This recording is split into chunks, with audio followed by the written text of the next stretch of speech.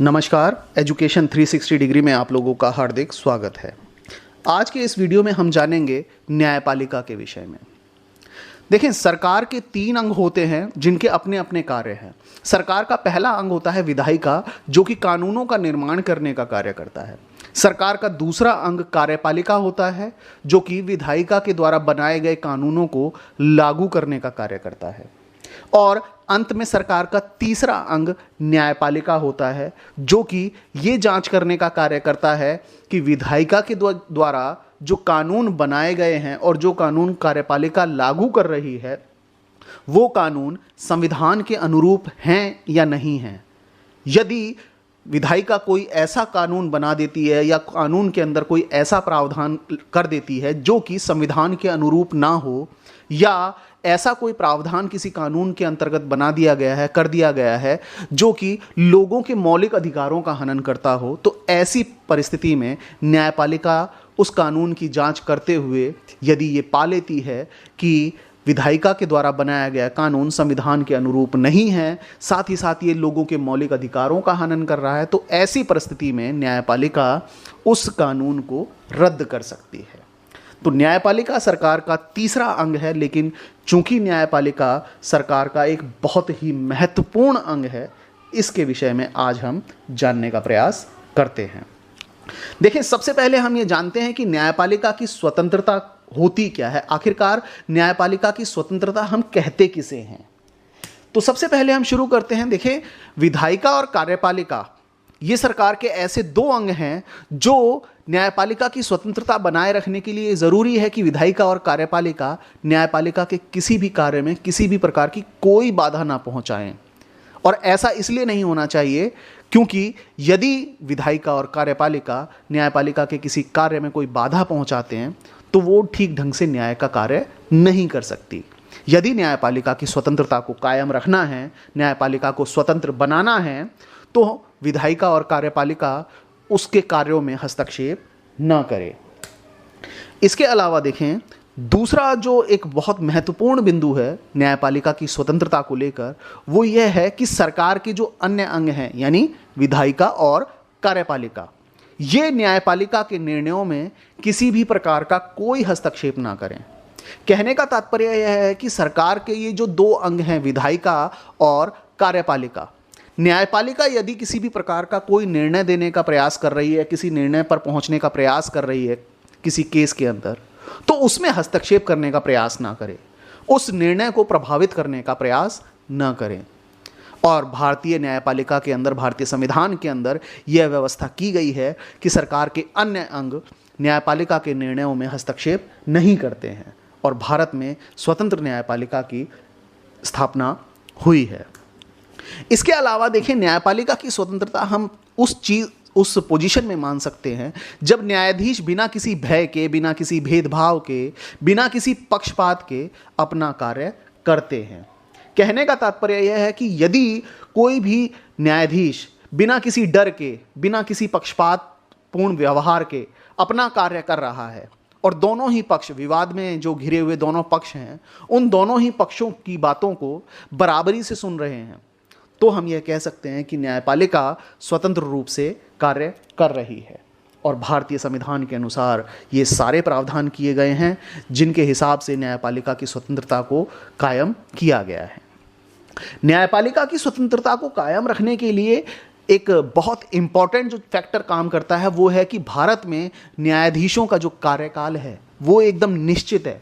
यानी न्यायाधीश एक बार नियुक्त होने के बाद एक निश्चित टर्म तक कार्य करते हैं और सरकार या सरकार के दोनों अंग, विधायिका और कार्यपालिका, किसी भी रूप में न्यायाधीशों के कार्यकाल को शॉर्ट नहीं कर सकते, उसे कट नहीं कर सकते।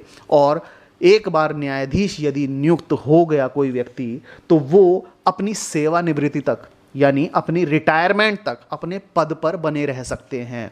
सरकार उन्हें पहले नहीं हटा सकती है। हालांकि ये प्रावधान भी किया गया है कि यदि न्यायाधीशों को हटाया जाना है तो उसके लिए कुछ अलग प्रक्रिया संसद में लगाई जाती है, महाभियोग की प्रक्रिया चलाई जाती है।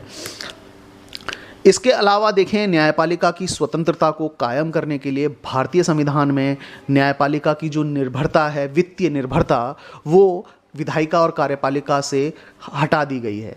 कहने का तात्पर्य यह है कि न्यायपालिका वित्तीय रूप से विधायिका और कार्यपालिका पर निर्भर नहीं है। पैसे से संबंधित, इनके वेतन से संबंधित, न्यायपालिका के अंतर्गत जितने न्यायाधीश कार्य कर रहे हैं उनके खर्चों से संबंधित जो वित्तीय संसाधन हैं उनके लिए न्यायपालिका विधायिका और कार्यपालिका पर निर्भर नहीं है। इनके लिए वित्तीय व्यवस्था अलग से संविधान कर रहा है। इसके अलावा न्यायपालिका की स्वतंत्रता को कायम रखने के लिए भारतीय संविधान के हिसाब से यह व्यवस्था की गई है कि न्यायाधीश जो कार्य कर रहे हैं और न्यायाधीश जो अपने निर्णय दे रहे हैं उन निर्णयों की व्यक्तिगत तौर पर आलोचना नहीं की जा सकती है। यदि कोई व्यक्ति ऐसा करता है कि न्यायाधीश के द्वारा दिए गए किसी निर्णय की व्यक्तिगत आलोचना कर रहा है, उसे गलत ठहराने की बात कर रहा है कि यह निर्णय गलत तरीके से दिया गया है, तो ऐसी पोजीशन में, ऐसी स्थिति में उसे न्यायपालिका की, कोर्ट की, न्यायालय की अवमानना माना जाता है। और न्यायालय की यदि अवमानना का दोषी किसी व्यक्ति को पाया जाता है तो उसे सजा का भी प्रावधान है, उसे दंडित किया जा सकता है, उसे दंड मिल सकता है। इसके अलावा देखें, भारतीय संविधान के हिसाब से न्यायपालिका की स्वतंत्रता को कायम रखने के लिए यह प्रावधान भी किया गया है कि संसद में न्यायाधीशों के जो आचरण हैं, न्यायाधीशों का जो आचरण है, उस आचरण में केवल तभी चर्चा हो सकती है जबकि उन पर महाभियोग यानी उनको हटाने के प्रस्ताव पर विचार कर रही हो। कहने का तात्पर्य एकदम क्लियर है, एकदम स्पष्ट है यहाँ बात कि यदि संसद में महाभियोग नहीं चल रहा है किसी न्यायाधीश पर, तो संसद में उसके न्यायाधीश के आचरण पर चर्चा नहीं हो सकती। संसद में न्यायाधीश के आचरण पर, संसद के में न्यायाधीशों के आचरण के ऊपर, उनके कार्यशैली को लेकर चर्चा केवल एक ही परिस्थिति में हो सकती है जबकि संसद उन न्यायाधीशों को या उस न्यायाधीश को, पर्टिकुलर एक किसी न्यायाधीश को हटाने के प्रस्ताव पर, अर्थात उनके ऊपर महाभियोग पर विचार कर रही हो। यदि ऐसा हो रहा है, संसद में उनके ऊपर महाभियोग लगाया जा रहा है, तब ही केवल उसी परिस्थिति में न्यायाधीश के आचरण के ऊपर चर्चा की जा सकती है, सवाल उठाया जा सकता है, अन्यथा ऐसा संभव नहीं है। तो ये सारे प्रावधान थे जो कि न्यायपालिका की स्वतंत्रता को कायम रखने के लिए भारतीय संविधान के अंतर्गत किए गए हैं।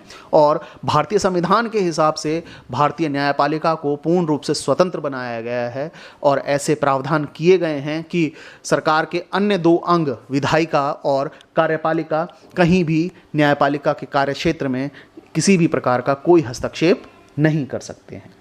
आइए इसके बाद अब हम चर्चा करते हैं कि हमें स्वतंत्र न्यायपालिका की आवश्यकता आखिरकार क्यों है। हमें, अर्थात लोकतंत्र में स्वतंत्र न्यायपालिका क्यों होनी चाहिए, आखिरकार कौन कौन से ऐसे कारण हैं जिनकी वजह से स्वतंत्र न्यायपालिका की आवश्यकता पड़ती है। देखिए, सबसे पहला जो कारण है वो ये है कि स्वतंत्र न्यायपालिका इसलिए होनी चाहिए ताकि लोगों के बीच में जो विवाद उत्पन्न हो रहे हैं, जो विवाद उठ रहे हैं, उन विवादों को हल किया जा सके। देखें, क्योंकि इतनी ज़्यादा जनसंख्या है, लोगों के हितों का टकराव बहुत आसानी से संभव है। और जब लोगों के हितों का टकराव होता है तो कोई भी व्यक्ति अपने पक्ष को गलत साबित नहीं करना चाहता, क्योंकि उसे ऐसा लगता है कि मेरा पक्ष सही है और सामने वाले का पक्ष गलत है। और जब लोगों के हितों का टकराव होता है तो ऐसी स्थिति में विवाद उत्पन्न होते हैं। और विवादों का हल कौन करेगा? विवादों का हल करने के लिए कोई तो ऐसी ऑर्गेनाइजेशन, कोई तो ऐसी संस्था होनी चाहिए जो बिल्कुल स्वतंत्र रहकर कार्य कर सके।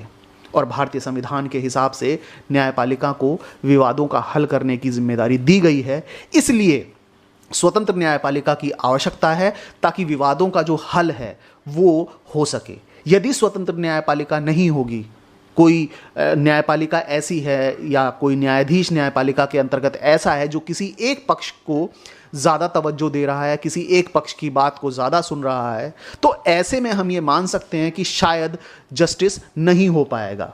और जस्टिस करने के लिए यह आवश्यक है कि स्वतंत्र न्यायपालिका की स्थापना हो, स्वतंत्र न्यायपालिका हो, जज बायस्ड ना हो। जज यानी न्यायाधीश यदि बायस्ड नहीं होगा तो विवादों को बहुत आसानी से, सरलता से सॉल्व किया जा सकेगा। साथ ही साथ जो निर्णय होगा वो दोनों ही पार्टियां बहुत ही आसानी से उसे मान लेंगी। इसके अलावा देखें, स्वतंत्र न्यायपालिका की आवश्यकता हमें इसलिए है क्योंकि स्वतंत्र न्यायपालिका के द्वारा कानून के शासन का जो भाव है, कानून के शासन की जो बात है, उसे स्थापित किया जाए। कहने का तात्पर्य यह है कि कानून के शासन का जो सिद्धांत है वो एक स्वतंत्र संस्था यानी न्यायपालिका, इसके द्वारा ही स्थापित हो सकती है। न्यायपालिका एक प्रमुख भूमिका में है यहाँ कानून के शासन को स्थापित करने में। क्यों? क्योंकि कानून एकदम सर्वोच्च होगा, संविधान एकदम सर्वोच्च होगा। कानून और संविधान को बचाया रखा जाएगा। इनके किसी प्रावधानों का किसी व्यक्ति के द्वारा यदि उल्लंघन किया जाता है, कानून का किसी प्रकार से कोई उल्लंघन होता है, तो ऐसी स्थिति में उस व्यक्ति को जिसने कानून का उल्लंघन किया है या संविधान का उल्लंघन किया है, उसे दंडित करने के प्रावधान भारतीय संविधान के हिसाब से न्यायपालिका को प्रदान किए गए हैं। और अंत में कानून का शासन यदि स्थापित करना है तो उसके लिए स्वतंत्र न्यायपालिका का होना बहुत ही ज़रूरी है। यदि स्वतंत्र न्यायपालिका देश के अंतर्गत नहीं है, देश में नहीं है, तो कानून का शासन स्थापित नहीं हो सकता है। इसके बाद देखें, स्वतंत्र न्यायपालिका की हमें आवश्यकता इसलिए भी है ताकि लोगों के अधिकारों की रक्षा हो सके। लोगों को कुछ मौलिक अधिकार प्राप्त हैं जिनका वर्णन भारतीय संविधान के अंतर्गत प्राप्त है, भारतीय संविधान के अंतर्गत वर्णन उनका किया गया है। ऐसे 6 मौलिक अधिकार भारतीय संविधान के अंदर भाग 3 में दिए गए हैं। उन अधिकारों की रक्षा के लिए साथ ही साथ कुछ कानूनी अधिकार भी लोगों को प्राप्त हैं, व्यक्तियों को प्राप्त हैं। ऐसे कानूनों की, ऐसे अधिकारों की रक्षा के लिए स्वतंत्र न्यायपालिका की आवश्यकता है। स्वतंत्र न्यायपालिका यदि है तो अधिकारों की रक्षा हो सकती है, अन्यथा कहीं ना कहीं हम ये सोच सकते हैं कि शायद सरकार के अन्य अंग न्यायपालिका के कार्यों को प्रभावित कर रहे हैं, उसकी बात को मान रहे हैं, इसलिए लोगों के अधिकारों की रक्षा नहीं कर पा रहे हैं। तो यदि स्वतंत्र न्यायपालिका है तो हम ये मान सकते हैं कि वो सरकार का कोई भी कार्य सही हो या गलत हो, लेकिन यदि मौलिक अधिकारों का, किसी व्यक्ति के कानूनी अधिकार का हनन करता हो ऐसा कार्य जो कि सरकार कर रही है, तो ऐसी स्थिति में न्यायपालिका उस अधिकार का हनन करने की स्थिति में सरकार के उस कार्य पर रोक लगा सकती है। तो हम ये कह सकते हैं कि यदि व्यक्ति के, लोगों के अधिकारों की रक्षा करनी है तो हमें स्वतंत्र न्यायपालिका की ज़रूरत पड़ेगी, और यदि स्वतंत्र न्यायपालिका है तो लोगों के अधिकारों की रक्षा बहुत ही आसानी से हो सकती है। अंत में देखें, स्वतंत्र न्यायपालिका की आवश्यकता हमें इसलिए भी है ताकि लोकतंत्र की रक्षा की जा सके। लोकतंत्र की यदि रक्षा करनी है तो लोकतंत्र की रक्षा के लिए स्वतंत्र न्यायपालिका की आवश्यकता होगी। क्यों? क्योंकि लोकतंत्र के अंदर कानून और संविधान के हिसाब से ही सरकार चलती है। कोई सरकार के अंदर ऐसा व्यक्ति आ जाता है जो मनमाने तरीके से शासन करता है, तानाशाही स्थापित करने का प्रयास करता है, अपनी मनमर्जी चलाने का प्रयास करता है, तो ऐसी स्थिति में लोग न्यायपालिका को अप्रोच कर सकते हैं।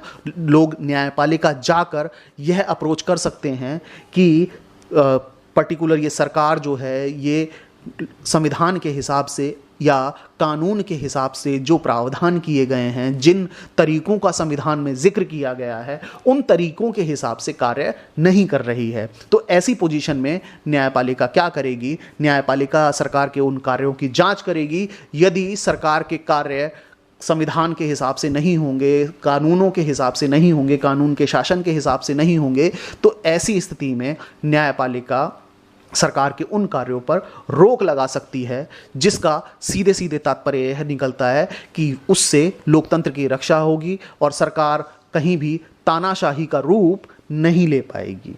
तो लोकतंत्र की रक्षा के लिए भी हमें स्वतंत्र न्यायपालिका की आवश्यकता है। तो कुल मिलाकर ये सारे मुद्दे हैं जिनके लिए, जिनकी रक्षा के लिए, जिनको सॉल्व करने के लिए हमें स्वतंत्र न्यायपालिका की आवश्यकता है। और भारतीय संविधान के अंतर्गत ये सभी प्रावधान किए गए हैं और भारतीय संविधान ने न्यायपालिका को इतने अधिकार दिए हैं कि स्वतंत्र न्यायपालिका स्थापित भारत के अंदर हो गई है। उम्मीद करता हूँ मेरे द्वारा वीडियो में दी गई जानकारी आप लोगों को पसंद आई होगी। यदि मेरे द्वारा वीडियो में दी गई जानकारी आपको पसंद आई है तो मुझे कमेंट कर बताएं। साथ ही साथ मुझे ये बताएं कि आप आगे किस टॉपिक पर वीडियो चाहते हैं। धन्यवाद।